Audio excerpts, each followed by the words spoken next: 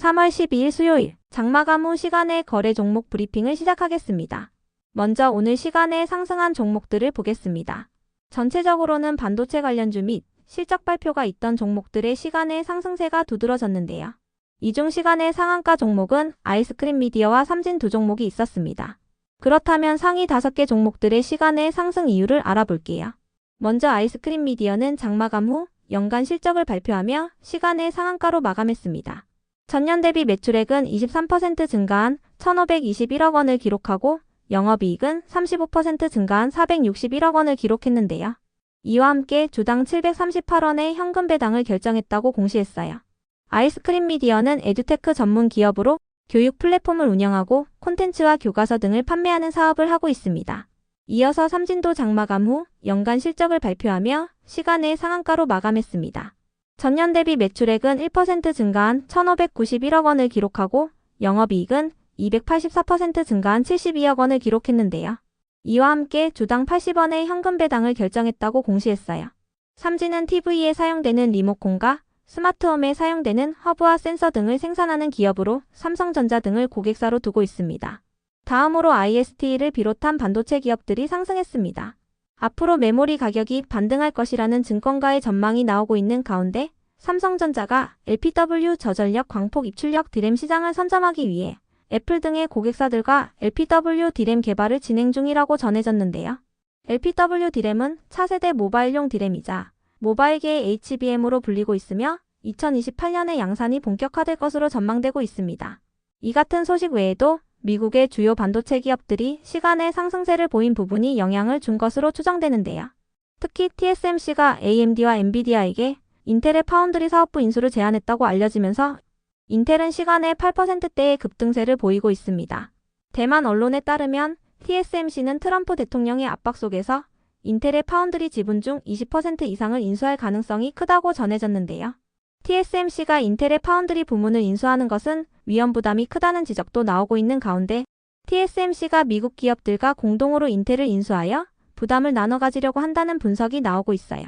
반도체 기업들 중에서도 IST는 2월 중순에 상장한 기업이며 반도체 장비를 중심으로 OLED와 LCD 등의 장비 및 부품을 판매하고 있습니다. 다음으로 S&T 모티브가 상승했는데요. 장마감 후 국내 방산 기업들이 미국 총기 시장을 노리고 있다고 전해진 가운데 해당 기사에 S&T 모티브가 직접적으로 거론되면서 시간의 상승세를 보인 것으로 파악됩니다. 해당 기사에 따르면 S&T 모티브는 미국 총기 시장 진출을 선언했다고 하는데요. S&T 모티브는 한국군의 주력 소총인 K-시리즈 총기를 100% 제조한 기업이라고 하니 참고해주세요. 이어서 네오이즈 홀딩스는 장마감 후 50억 규모의 자사주 취득 신탁 계약을 체결했다고 공시하며 상승했습니다. 주주가치 제고를 위한 소각 목적으로 삼성증권과 50억 규모의 자사주 취득 신탁 계약을 체결했는데요. 계약 기간은 올해 9월 12일까지입니다. 다음으로 시간의 상승 종목 중 거래 대금 상위 종목들을 살펴보겠습니다. 먼저 하나비전과 퀄리타스 반도체, 그리고 삼성전자가 각각 거래 대금 1위와 2위, 5위를 기록하며 시간의 2%, 1.9%, 0.5%씩 상승했습니다. 참고로 하이닉스도 시간의 0.1% 상승했는데요.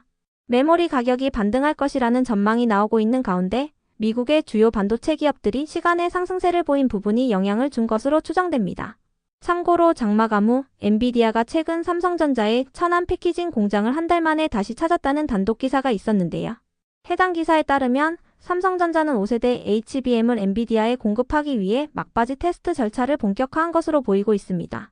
이 중에서도 하나비전은 자회사인 하나세미텍이 하이닉스에 TC본더를 본격적으로 공급한다고 전해지면서 상승세를 보이고 있는데요. TC본더는 HBM 생산을 위한 장비로 증권가에서는 하나세미텍이 7대의 TC본더를 공급할 것으로 보고 있으며 이번 주 안으로 계약이 체결될 수도 있다고 예상하고 있습니다. 이어서 하나오션이 거래 대금 3위를 기록하며 시간의 0.5% 상승했습니다. 시간에 상승할 만한 호재는 파악되지 않았는데요. 하나오션을 비롯한 조선 기업들은 최근 차익 실현 매물이 나오며 약세를 보이고 있다고 알려졌습니다. 하나오션은 오늘 외국인과 기관의 양매도 속에서 8%대의 급락세로 마감했으며 장마감 후 감사보고서 제출 공시가 올라왔으니 참고해주세요. 다음으로 레인보우 로보틱스가 거래 대금 4위를 기록하며 시간에 2.2% 상승했습니다. 장마감 후 최대 주주 변경을 수반하는 주식 양수도 계약에 대한 정정 공시가 올라온 가운데 최대 주주 변경 예정일을 3월 12일로 정정했는데요. 이 같은 정정 공시에 최대 주주가 삼성전자로 변경된다는 사실이 지속 부각되며 시간의 상승세를 보인 것으로 파악됩니다. 레인보우 로보틱스는 오후 6시가 넘은 시각 최대 주주가 삼성전자로 변경된다는 최대 주주 변경 공시도 올라왔으니 참고해주세요.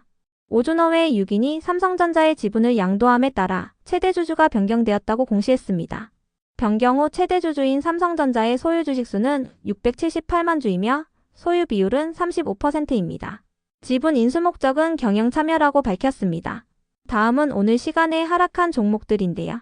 이 중 시간의 하한가 종목은 한성크린텍 한 종목이 있었습니다. 그렇다면 상위 5개 종목들의 시간의 하락 이유를 알아볼게요. 먼저 한성크린텍은 어제 장마감 후 연간 실적을 발표한 가운데 정규장에 이어 시간의 장에서도 약세를 이어갔습니다. 한성크린텍은 전년 대비 매출액이 50% 감소한 1,834억 원을 기록하고 영업이익은 적자 전환한 마이너스 507억 원을 기록했다고 발표했는데요. 한성크린텍은 폐기물 처리와 폐수 처리 등의 환경설비 건설 사업을 하고 있으며 반도체 초순수 설계 기술을 갖추고 있습니다. 또한 종속회사를 통해 화장품 사업도 진행 중이니 참고해주세요.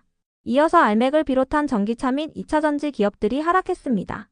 시간의 2차전지 테마와 관련하여 악재는 파악되지 않았는데요. 미국이 철강과 알루미늄에 대한 25%의 관세를 발효한 가운데 알맥은 관세율 0%를 적용받았다고 전해지면서 오늘 강세로 마감한 바 있습니다.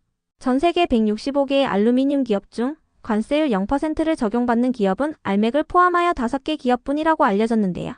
다만 유럽 최대의 배터리 제조업체인 노스볼트가 파산할 위기에 처했다고 전해지면서 일부 2차전지 및 전기차 기업들이 하락세를 보였다는 분석도 있으니 참고해주세요. 노스볼트는 추가 자금을 확보하지 못할 경우 스웨덴 사업 전체에 대한 파산을 신청할 가능성이 있다고 전해졌습니다. 그 밖에도 미국 관세청은 관세를 유예하기로 했던 87개의 철강 및 알루미늄 파생 상품에 대해서도 12일부터 25%의 관세를 즉시 적용한다고 전해졌습니다. 다음으로 미트박스를 비롯한 식료품 및 사료 관련주들이 하락했습니다. 중국이 미국의 관세 정책에 대응하여 미국 농축산물을 대상으로 최대 15%의 보복 관세를 부과한다고 전해진 가운데 미국에서 조류 독감이 확산되고 있다고 전해지면서 최근 식료품 관련주들이 상승세를 보인 바 있는데요. 특히 미국 축산업계가 30개월 이상 된 미국산 소고기의 수입을 금지하고 있는 한국 측의 제한을 해제해달라고 요청한 가운데 미트박스가 관련주로 부각되며 오늘 강세로 마감한 바 있습니다. 한국은 미국산 소고기의 광우병을 우려하며 2008년부터 30개월 미만의 미국 소고기만 수입을 허용하고 있는데요. 여기에 대해 미국 소고기협회는 중국과 일본도 30개월 제한을 해제한 상태이며 현재 광우병과 관련한 엄격한 기준을 갖췄기 때문에 한국도 이러한 제한을 풀어달라고 건의했다 전해졌어요. 다만 장마감 후에 전해진 기사에 따르면 한국의 전문가들은 30개월 이상 소고기의 수입은 쉽지 않겠지만 대두나 수수 등으로 미국산 농산물 수입을 확대하는 방안이 협상카드로 활용될 수 있다는 의견을 내놓고 있는데요. 이 같은 소식에 미트박스에 실망 매물이 나온 것으로 보이며 사료나 곡물 등을 생산하는 기업들도 미국산 농산물 유입으로 인한 피해 우려를 입으며 시간의 하락세를 보인 것으로 추정됩니다. 이 중에서도 한일사료는 장마감 후 적정 의견의 감사보고서 제출 공시가 올라왔으니 참고해주세요. 다음으로 고려아연이 시간에 하락할 만한 악재는 파악되지 않았는데요. 고려아연의 최 회장과 영풍연합의 경영권 분쟁이 재부각되고 있는 가운데 양측은 이번 달 말에 예정되어 있는 주주총회를 통해 정면 대결을 펼칠 예정이라고 전해졌습니다. 장마감 후에 전해진 기사에 따르면 고려아연은 내일 이사회를 열고 주주총회 날짜를 확정할 것으로 예상되고 있는데요. 이 같은 소식에 재료 노출 우려를 입으며 고려아연이 시간의 하락세를 보였다는 분석이 있었으니 참고해주세요. 그 밖에도 시간의 2차전지 기업들이 하락세를 보인 부분도 영향을 준 것으로 보입니다. 다음으로 시간의 하락 종목 중 거래대금 상위 종목들을 살펴보겠습니다. 먼저 PIE가 가장 높은 거래대금을 동반하며 시간에 1.2% 하락했습니다. 시간에 하락할 만한 악재는 파악되지 않았는데요.